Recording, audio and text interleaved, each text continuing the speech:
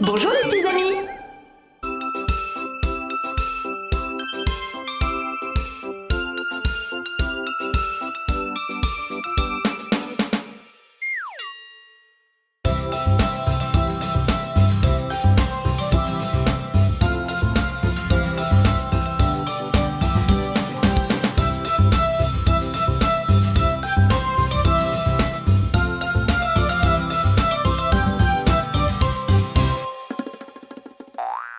Sur le long chemin, tout blanc de neige blanche, un vieux monsieur s'avance avec sa canne dans la main.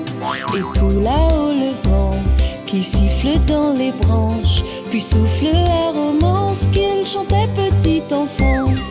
Vive le vent, vive le vent, vive le vent d'hiver, qui s'en va sifflant, soufflant dans les grands sapins verts. Vive le temps, vive le temps, vive le temps d'hiver, boule de neige et jour de l'an et bonne année grand-mère.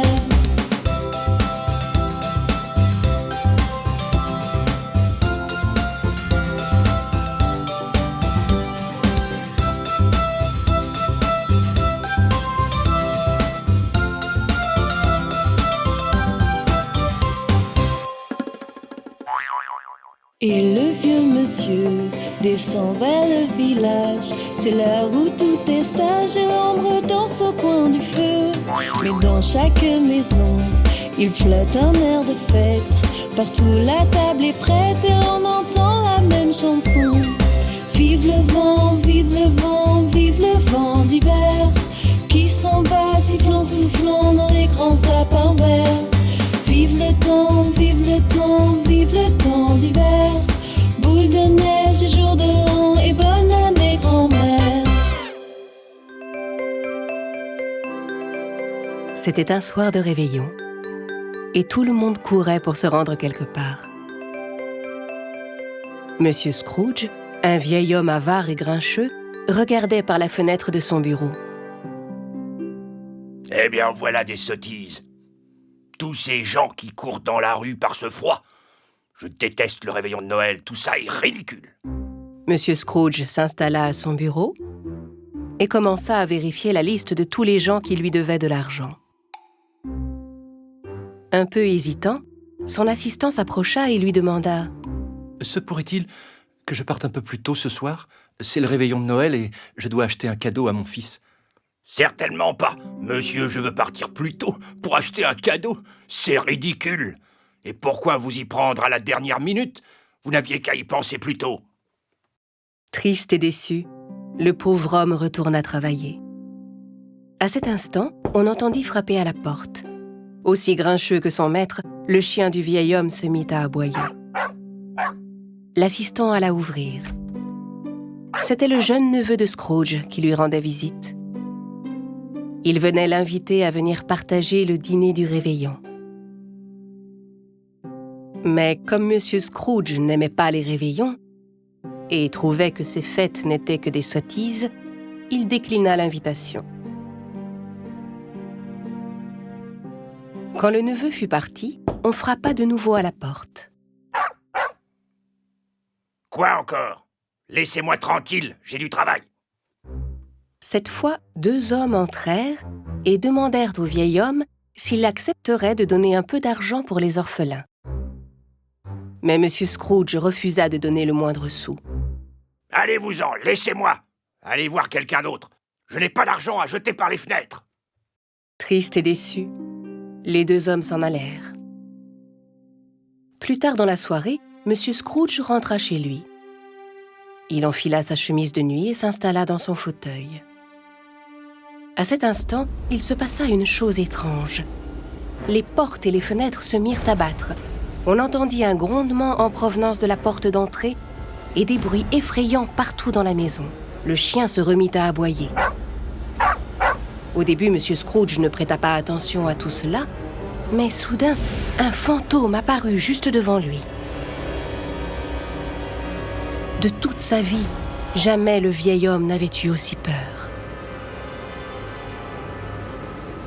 Le fantôme était celui de son ancien associé, qui était décédé depuis peu. À grand-peine, M. Scrooge s'adressa à lui. « Mais Mais... comment est-ce possible? Ça ne se peut pas, tu es mort. Allons, va-t'en d'ici. Laisse-moi tranquille. Pars. Je n'ai rien fait de mal. Le fantôme portait de lourdes chaînes aux pieds et aux mains. Il expliqua à M. Scrooge qu'il avait été puni pour son égoïsme et son avidité, et que son châtiment était d'errer par le monde avec ses chaînes. Il mit M. Scrooge en garde, afin qu'il ne fasse pas la même erreur que lui. Occupe-toi de tes affaires et laisse-moi. Tu es mort de toute façon. Très bien, comme tu voudras. J'étais juste venu pour te prévenir. 3 autres fantômes vont bientôt te rendre visite. Le premier te montrera ton passé, le second ton présent. Et le dernier des 3 fantômes viendra pour te montrer l'avenir qui t'attend. Monsieur Scrooge fit comme si de rien n'était et se mit au lit. Quelques instants plus tard, une étrange lueur frappa ses paupières. Monsieur Scrooge ouvrit les yeux et vit un fantôme qui avait l'apparence d'un enfant. C'était l'esprit de ses réveillons passés. Monsieur Scrooge était stupéfait. Bonsoir. Venez, je vais vous emmener faire un petit tour dans le passé. Oh, qu'est-ce qui m'arrive? À l'aide! Le fantôme ramena Monsieur Scrooge au temps de son enfance. Le vieil homme se revit tel qu'il était enfant. Avec ses camarades, il décorait un bel arbre de Noël dans la cour de l'école. Les enfants s'amusaient tous ensemble, et le petit Scrooge semblait vraiment heureux. Oh! Ensuite, le fantôme l'emmena dans la maison de ses premiers patrons, du temps où il était jeune homme. Tout le monde était gai et s'amusait dans la maison. La femme de M. Scrooge était là aussi. Ils dansaient tous les deux et semblaient très heureux.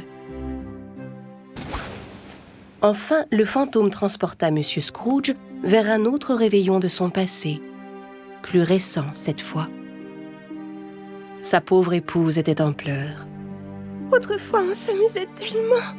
Tu m'aimais et tu t'occupais de moi. Maintenant, tu n'aimes plus que l'argent. Il n'y a plus de place pour moi dans ta vie. Alors autant nous séparer. Ne supportant pas de revivre cette scène, M. Scrooge supplia le fantôme de le ramener. Soudain, il se retrouva chez lui. Cette fois, c'est un immense fantôme vêtu de vert qui apparut devant lui. Le vieux M. Scrooge était encore plus effrayé. C'était l'esprit du réveillon présent. Venez avec moi. Je vais vous montrer ce qu'il se passe en ce moment même. Avant qu'il ait le temps de dire quoi que ce soit, Scrooge se retrouva dans la maison de son assistant. La famille du pauvre homme partageait un modeste dîner. M. Scrooge pensa que tous les membres de cette famille devaient le détester, mais il put constater que c'était loin d'être le cas. Son assistant se leva et prit la parole. Je voudrais remercier Monsieur Scrooge de m'avoir donné du travail et de me payer toujours à l'heure. C'est grâce à lui que nous pouvons manger.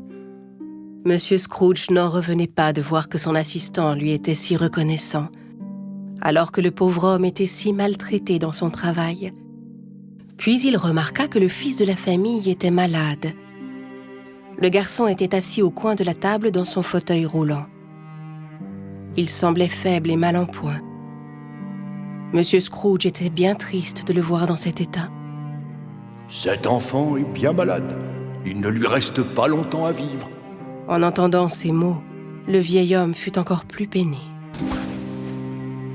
Après cela, le fantôme emmena M. Scrooge chez son neveu. Toute la famille partageait joyeusement un délicieux repas. On avait même préparé un couvert pour lui. Quel dommage que mon oncle ne soit pas là ce soir. M. Scrooge ne s'attendait pas à entendre ces paroles. Il avait toujours pensé que toute sa famille le détestait. De retour chez Scrooge, le fantôme lui annonça que le moment serait bientôt venu pour lui de mourir. Et 2 enfants sortirent de son manteau, une petite fille et un petit garçon. Mais ils étaient si maigres et si décharnés qu'ils ressemblaient davantage à des spectres qu'à des enfants. Regardez bien ces enfants. Ils représentent l'avarice et l'égoïsme des hommes. Quand le moment de votre mort sera venu, faites bien attention à ce garçon. Le fantôme vert disparut aussitôt. Monsieur Scrooge ne comprenait pas bien ce que le fantôme avait cherché à lui dire. Mais soudain, la sonnerie de l'horloge le fit sursauter. Il était minuit. Cette fois, ce fut un fantôme sombre et effrayant qui apparut devant lui. C'était l'esprit du futur et il amena Monsieur Scrooge à ses propres funérailles. Dans le cimetière, plusieurs personnes étaient rassemblées autour d'une tombe. Monsieur Scrooge fut choqué de découvrir son propre visage sur la pierre tombale. Il vit que les gens disaient du mal de lui et que certains étaient même soulagés qu'il soit enfin parti. En voyant cela, le vieil homme comprit qu'au fil des années, il était devenu de plus en plus détestable et que plus personne n'avait d'affection pour lui. Ceux qui lui devaient de l'argent étaient même contents qu'il soit mort. Et il vit aussi la tombe du fils de son assistant. Contrairement à la sienne, celle-ci était couverte de fleurs. Monsieur Scrooge n'en supporta pas davantage et demanda au fantôme de le ramener chez lui. Ramenez-moi chez moi. Maintenant, je comprends. Et je suis décidé à changer. Je vais cesser d'être ce vieil homme avare et grincheux, je vous le promets. Il fut aussitôt ramené chez lui. L'horloge indiquait qu'il était encore tôt dans la soirée. Le chien de Scrooge se mit à aboyer. Le vieil homme comprit que la journée n'était pas terminée. Il était encore temps pour lui de changer les choses. Dans un élan de joie, il sortit de chez lui. Il alla chez le boucher, lui acheta une superbe dinde et lui demanda d'aller la livrer chez son assistant. Puis il alla acheter un jouet et demanda qu'il fût porté le soir même au fils de son assistant.